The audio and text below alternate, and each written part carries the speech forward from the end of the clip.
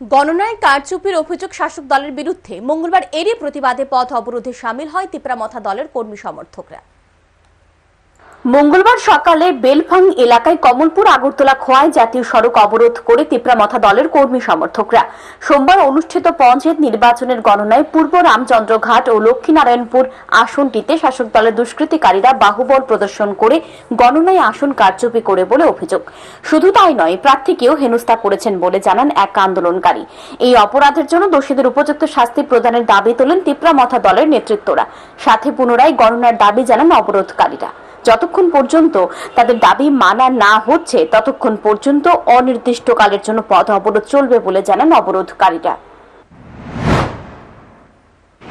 BJP নেতৃত্বে কিছু গুন্ডা দুইটা পঞ্চায়েতরা কাউন্ট না করার পরেও তারাকে বার করে দিয়েছে, পিটিয়ে এবং জামা কাপড় চাপড় ছিঁড়িয়ে এবং মেয়ে প্রার্থীকেও তারা হেনস্থা করছে।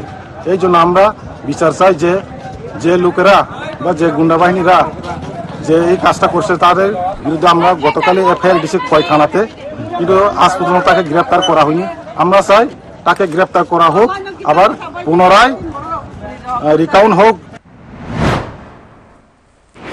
বিজেপি আইপিএফটি তিপ্রামথা শরিক দল হওয়া সত্ত্বেও তিপ্রামথা কেন নিজের শরিক দলের উপরই আঙ্গুল তুলল?